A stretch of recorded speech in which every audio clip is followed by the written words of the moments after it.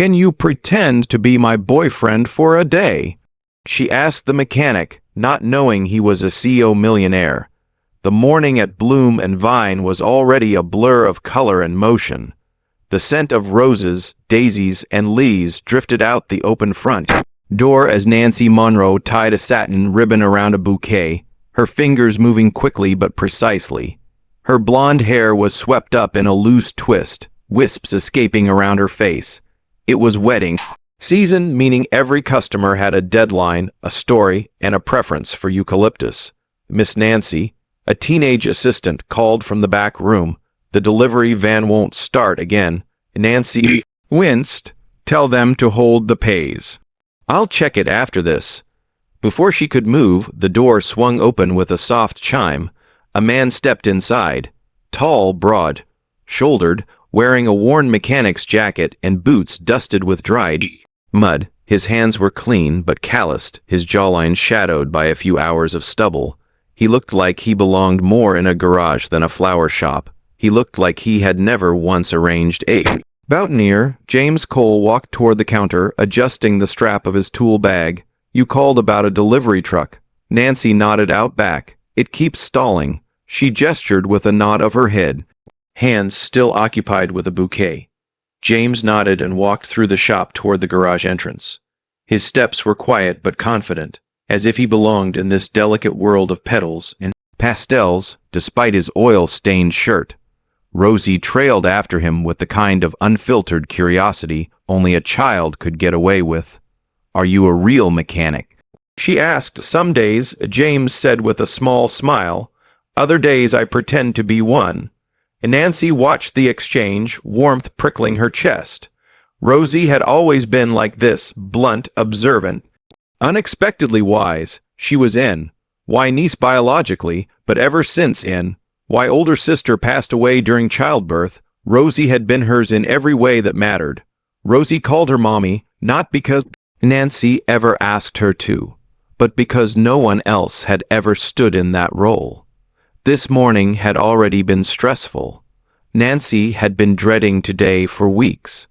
It was the wedding of her ex-boyfriend, and everyone expected her to show up looking unbothered, maybe even happy. Her friends, her co-workers, even the florist who sent her the invitation wrote, "Hope to see you there with someone special." But there was no one, just her and Rosie, and the quiet dignity of surviving heartbreak without fanfare. As James returned inside, wiping his hands on a cloth, Nancy was trying to think of an excuse to skip the wedding entirely. Rosie, however, had different plans. She stood near the register watching James with those big, curious eyes of hers, then turned to the customer nearby and declared, "Mommy doesn't have a boyfriend, but maybe he can be." The room froze. Nancy nearly dropped the bouquet she was holding. Her face flushed. The customer chuckled. One of the other florists giggled into her coffee. "Rosie," Nancy hissed under her breath. The little girl just tilted her head. "He looks nice and he fixed our truck." James arched a brow. "Is that a job offer or a proposal?" Nancy groaned, then met his eyes. There was something calm in his expression, not mocking or smug, just curious. She blurted before she could think, "Can you pretend to be my boyfriend for a day?" Silence again, and then James looked at Rosie, then back at Nancy. "Just for one day, right?" "Yes, just one day." He nodded slowly, tucking the grease rag into his back pocket. "All right. When's wedding?" Nancy blinked. "Today, 3:00. He glanced down at his shirt. "I'll clean up." A decision made in a small flower shop under the soft scent of lavender and lavender lies, but in an wide chest.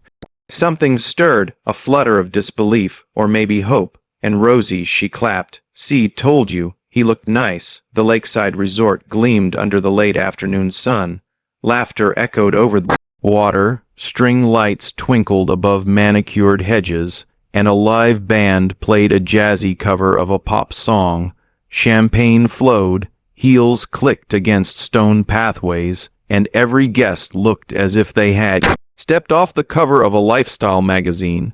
Nancy Monroe stepped out of the car in a pale blue dress that hugged her gently and flared at the hem. She smoothed her skirt and reached back to help Rosie out of the car. The little girl wore her favorite pink dress with a tiny flower crown on her head, bouncing on her toes with excitement. James stepped around from the driver's side, dressed simply a crisp white shirt, sleeves rolled, dark slacks, and shoes that had seen better days. He didn't look like he belonged, but he looked steady, and to Nancy that was enough. This way, she whispered, looping her arm into his. Just smile and act like you're used to hors d'oeuvres that cost $30. Should I ask about the caviar or comment on the floral arrangements? James replied under his breath. Lips twitching, Nancy stifled a laugh. Inside the venue, chandeliers glittered and wait staff in black bodies floated past with silver trays. Nancy greeted guests, introducing James as someone she knew from the garage near her flower shop. Some nodded politely, others raised brows at his calloused hands and worn shoes. A few smirked behind flutes of champagne. James didn't seem to notice. Or maybe he did, but didn't care. He knelt to tie Rosie's shoelace when it came undone. When a waitress stumbled nearby, he caught the tray before it crashed, handing it back with a quiet, "You okay?" And when a gust of wind swept through the open patio, he placed an shawl over her bare shoulders without a word.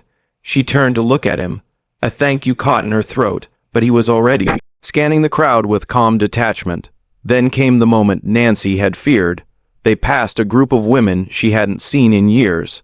At the center stood Melissa, the woman her ex-fiancé had left her for and now his bride. Nancy caught the smirk before Melissa spoke. "Oh, Nancy," Melissa said sweetly, "love the dress." Very modest. Her eyes flicked to James, "And this must be your date." "James," Nancy replied, voice even. "He's a friend from work." "Ah," Melissa said with a smile that did not reach her eyes. "From the garage, of course." Nancy moved to step away, but Melissa shifted suddenly, just enough for her wine glass to accidentally tip forward. A splash of deep red spilled across the pale blue fabric of an white dress. "Oh no." Melissa gasped, one hand over her mouth. Nancy froze. The cold seeped into her skin, but it wasn't enough to numb the heat of humiliation rising in her chest.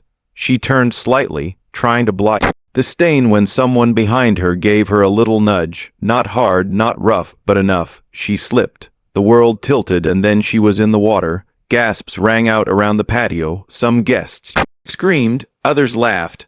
A phone screen lit up recording.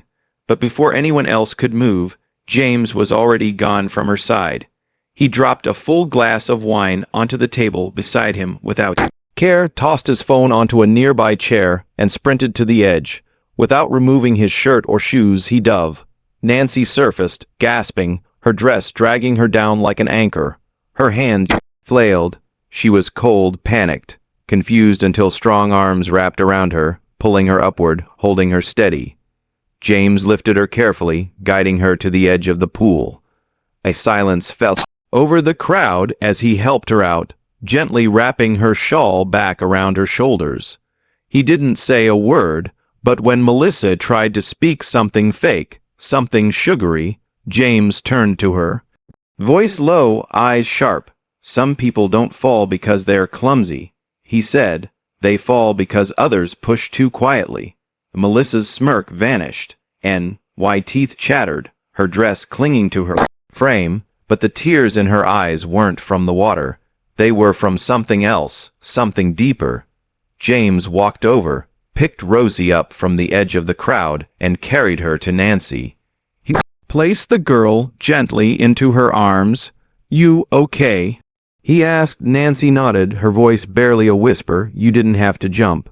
James met her eyes, voice just as soft. "You didn't deserve to fall." The drive back was quiet.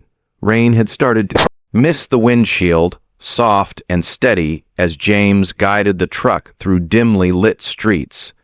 In the back seat, Rosie slept soundly, curled against the door, her little fingers still clutching the silk handkerchief she had taken from James's pocket after the chaos of the wedding.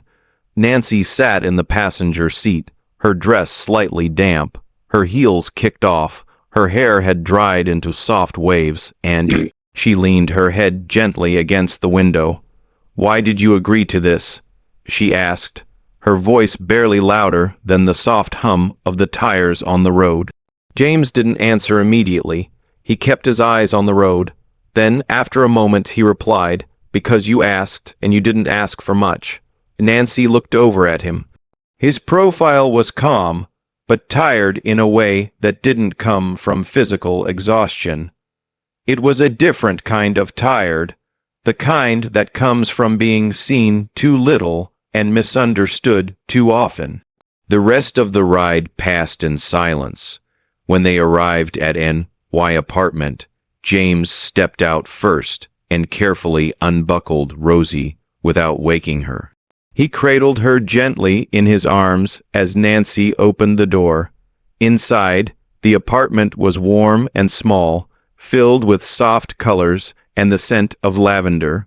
Drawings were taped neatly along the hallway.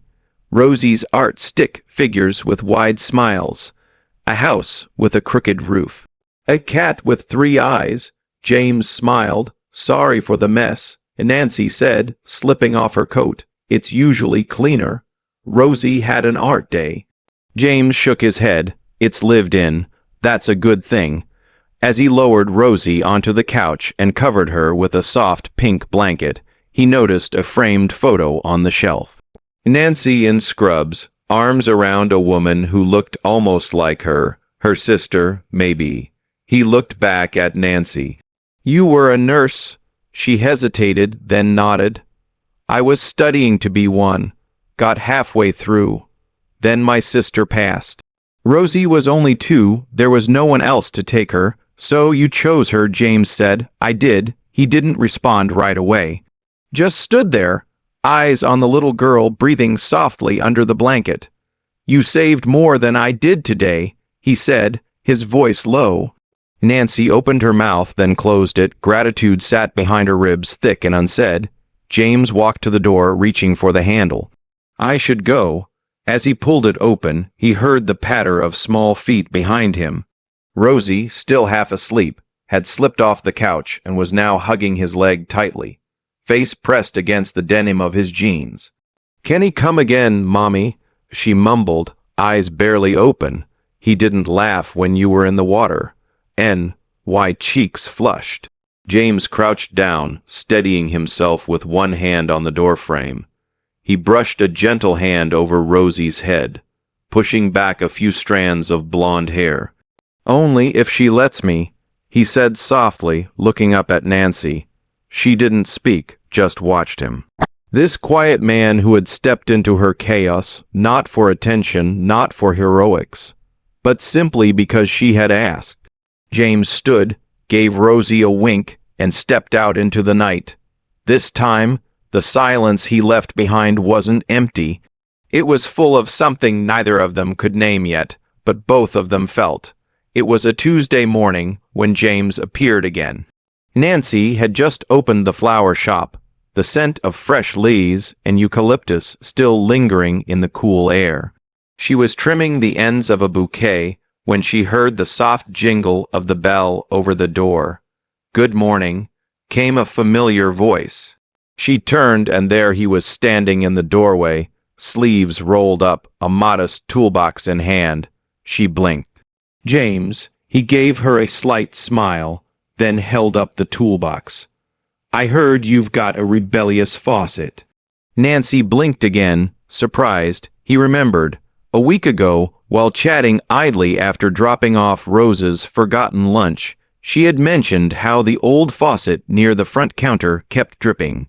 A tiny detail in a sea of more important things. "You brought tools. I bring solutions," he said with a playful tilt of his brow. Nancy chuckled softly, still a little taken aback. "You sure you want to play plumber today?"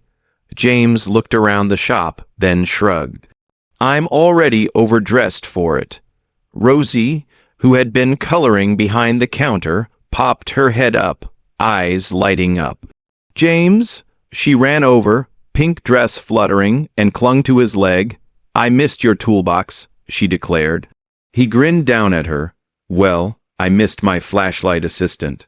Want to help? Can I hold the light? You're hired. They got to work immediately.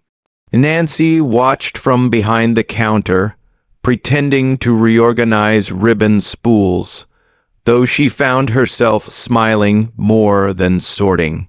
Rosie took her job very seriously, shining the flashlight right where James pointed. When he finally turned the valve and the dripping stopped with a satisfying click, Rosie let out a cheer.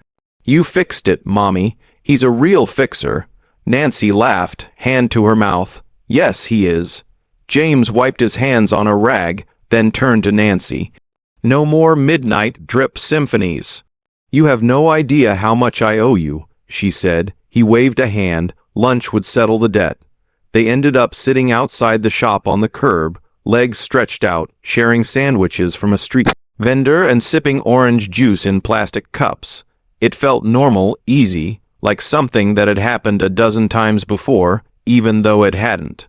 Rosie picked the crusts off her sandwich. James helped her tie her shoelaces, and Nancy just watched. Not guarded, not wary, just watching like someone who hadn't realized how quiet her days had become until someone filled them. So Nancy asked, peeling back the paper on her sandwich, Did you always want to fix things? James took a sip of juice before answering. My dad was a mechanic, not the fancy kind, just a guy with a shed on the side of the road and more oil stains than money. He raised me under hoods and engines, said, if you can fix something broken, you're never useless. Nancy was quiet for a moment. Sounds like he raised a good man? James looked down, thumbs pressing into the side of his cup. He tried. I got a little lost along the way. Lost how? He shrugged, eyes still lowered.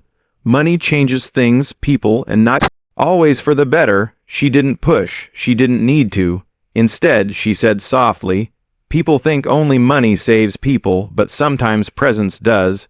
James looked at her, really looked, and for a long second he didn't speak.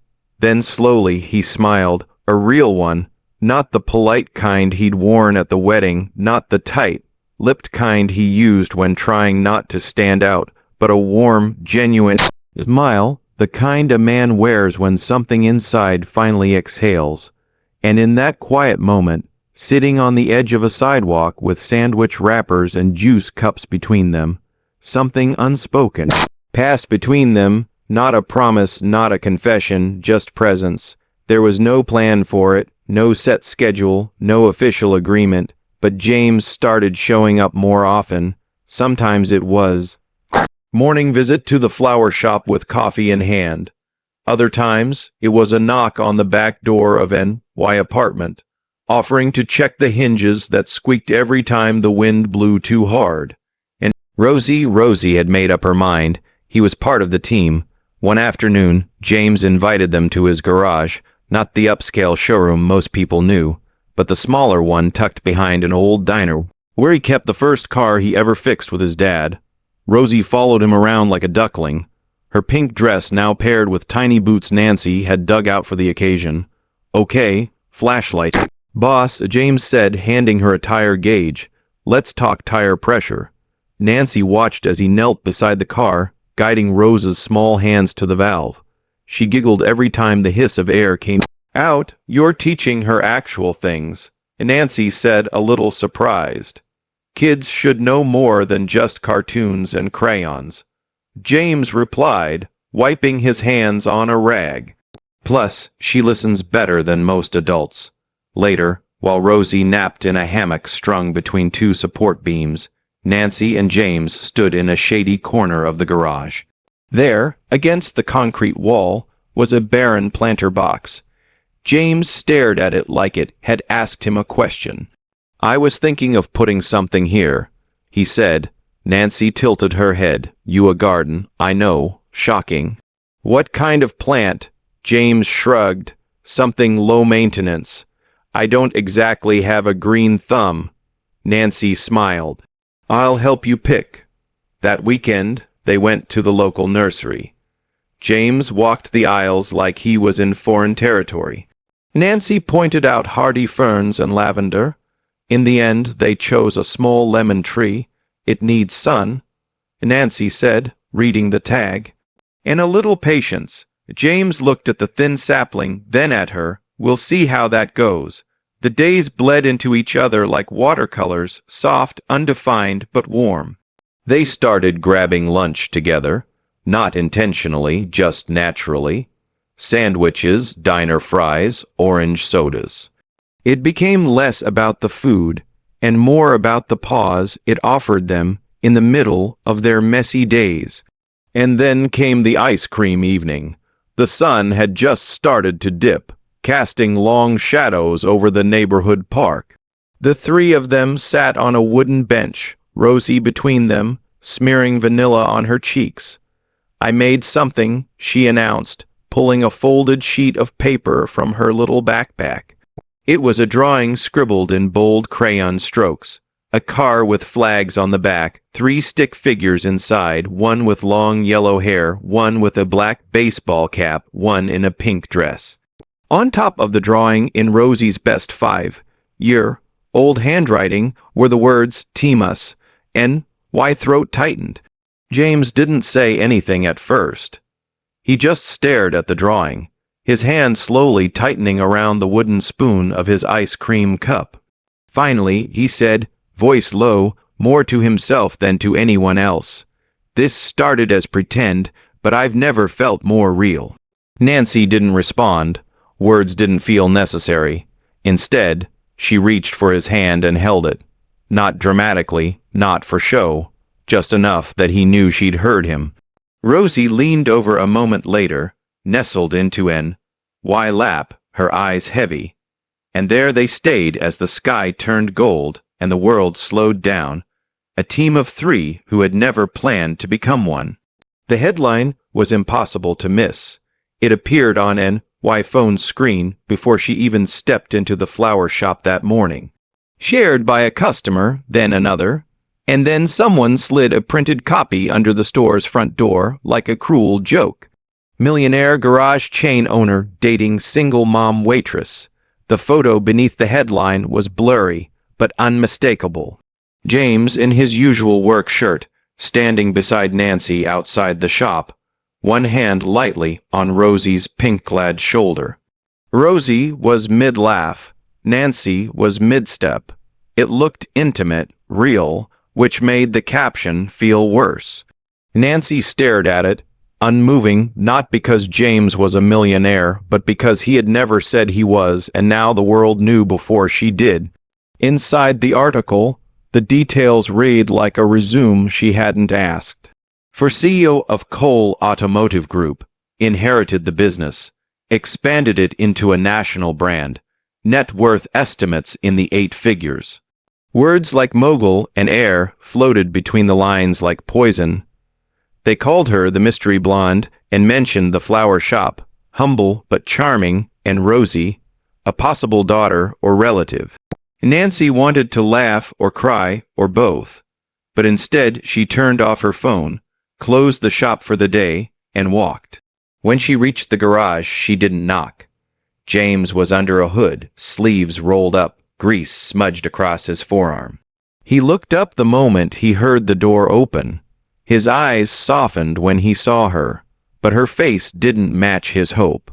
She held the printed article out, her hand steady. James didn't need to read it. "You saw it," he said quietly. Nancy nodded once. "I did." He wiped his hands on a rag, tossed it aside, and stepped closer. "Nancy, I wanted to tell you, but you didn't." He exhaled. "It never felt like the right time. I didn't want to change how I saw you," she cut in. He didn't answer, which somehow was worse. Voice was calm but firm. "You said you showed up for me. You told me this felt real, but you didn't even show me who you were." "I wasn't hiding because I was ashamed," James said quickly. I liked being seen for something other than a last name or a company logo. I liked that Rosie didn't care how much money I had. I liked that he paused, that you treated me like I was just enough." Nancy blinked, eyes glistening now. "But you weren't honest. And that's what hurts more than anything your net worth could ever say." James stepped forward instinctively, but she took a small step back. Behind her, Rosie stood quietly in the doorway, still wearing her pink dress from earlier that morning. Her tiny fingers clutched to the edge of the frame. She looked from Nancy to James, confusion wrinkling her small brow. "Is he not my team anymore?" she asked softly. The question hit James like a punch to the ribs. He crouched down, eyes meeting Rosie's. "I want to be," he said, voice tight. "I still want to be," but Rosie didn't smile. She simply walked toward Nancy and took her hand.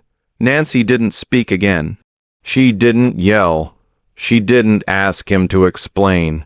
She just left. James stood alone in the garage, the fluorescent lights buzzing overhead, the weight of truth sitting heavier on his shoulders than any car he'd ever lifted.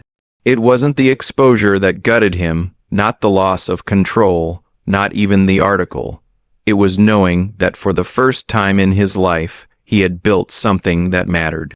Not a company, not a brand, but a connection. And he had shattered it by not trusting her with the truth. He didn't lose Nancy because he wasn't good enough. He lost her because he hadn't believed she would stay if she knew the whole story. And now he had to learn what it felt like to fix something that couldn't be repaired with tools. James didn't call. He didn't text, but he did something else. He built.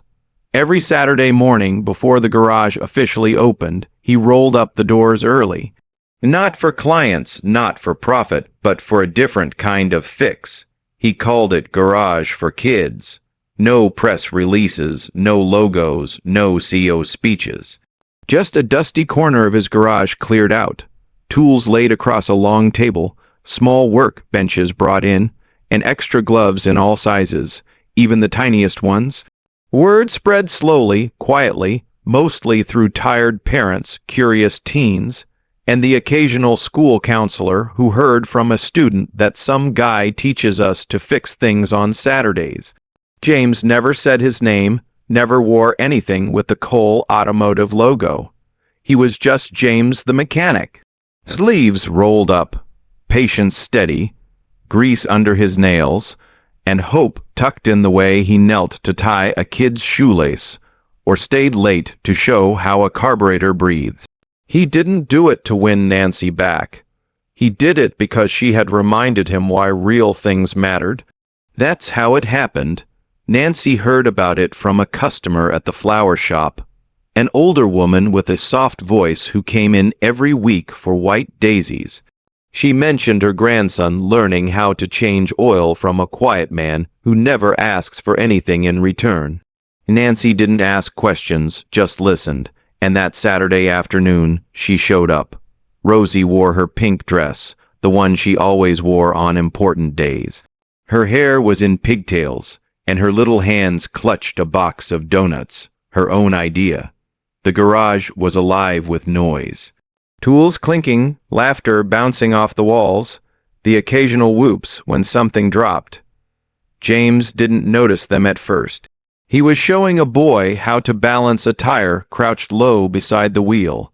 Then he heard it. "I wore pink today, just in case you miss our team." Rose's voice rang out clear, cutting through everything. James turned. Rosie ran to him before he could say a word, throwing her arms around his waist. He froze for half a second, then knelt, returning her hug without hesitation. She smelled like strawberry shampoo and powdered sugar. He looked up. Nancy was standing a few feet away. Her arms weren't crossed. Her shoulders weren't tense. She was just watching. Their eyes met. She stepped forward, her voice soft but unwavering. "You didn't ask me to come." James stood slowly waiting. She continued, "But you made a place I couldn't ignore." For a long moment, neither spoke. There was nothing grand, no apology monologue, no sweeping gestures, just the scent of motor oil, the sound of kids learning, and the space between them slowly closing, not with promises, but with proof. James bent down again, brushing Rosie's bangs aside gently. "I missed our team every day," he said. Rosie grinned. "Then you should have come to lunch. We had pancakes." He laughed, quiet, real. Nancy took a small step closer this time. He didn't step back. She didn't say, I forgive you. She didn't need to, because some people say it not with words, but by showing up. And this was her way of staying. 1 year later, what once had been two separate lives became something neither of them had planned, but both had chosen. Where the alley once divided the auto garage from the flower shop, now stood a garden courtyard, small but thriving. Stone pathways wound through beds of lavender, daisies, and climbing roses planted by hands that had once only known grease and soil. A long wooden bench stretched under a flowering trellis, worn smooth by stories shared, lunches eaten, and secrets kept. In the mornings, children came in giggling waves, eager to learn how to patch a tire or wire a headlamp from James. In the afternoons, women practiced floral arrangements with Nancy, laughter blooming louder than the blossoms themselves. On weekends, older folks brought their books, their memories, and their time, offering stories in exchange for a seat and a cup of tea. There were no banners, no brands, just a hand-painted sign above the archway that read, "For those who asked for one day and found a place to stay." Inside the main hallway, there hung a drawing, crayon, and marker proudly signed in the corner by Rosie M., age 6. It showed 3 stick figures. One had dark hair and a wrench. One had long yellow hair and a bouquet. The smallest wore a pink dress, her smile taking up half her face. Above them fluttered a little flag that read, "Team Us." Nancy found James in the garden just before sunset, adjusting the trellis with his usual quiet focus. His shirt was half-buttoned, sleeves rolled up, a smudge of dirt on his jaw. He looked up as she approached, wiping his hands on a towel. She didn't say anything, just handed him a small brown box wrapped simply with twine. He raised an eyebrow. "Open it," she said. Inside lay a bracelet, a simple pink silicone band almost identical to the one Rosie always wore. Only this one had 4 words etched into it. There was nothing grand, no apology monologue, no sweeping gestures, just the scent of motor oil, the sound of kids learning, and the space between them slowly closing, not with promises, but with proof. James bent down again, brushing Rosie's bangs aside gently. "I missed our team every day," he said. Rosie grinned. "Then you should have come to lunch. We had pancakes." He laughed, quiet. Real Nancy took a small step closer. This time he didn't step back. She didn't say, "I forgive you." She didn't need to, because some people say it not with words but by showing up. And this was her way of staying. 1 year later, what once had been 2 separate lives became something neither of them had planned, but both had chosen. Where the alley once divided the auto garage from flower shop, now stood a garden courtyard, small but thriving. Stone pathways wound through beds of lavender, daisies, and climbing roses, planted by hands that had once only known grease and soil. A long wooden bench stretched under a flowering trellis, worn smooth by stories shared, lunches eaten, and secrets kept.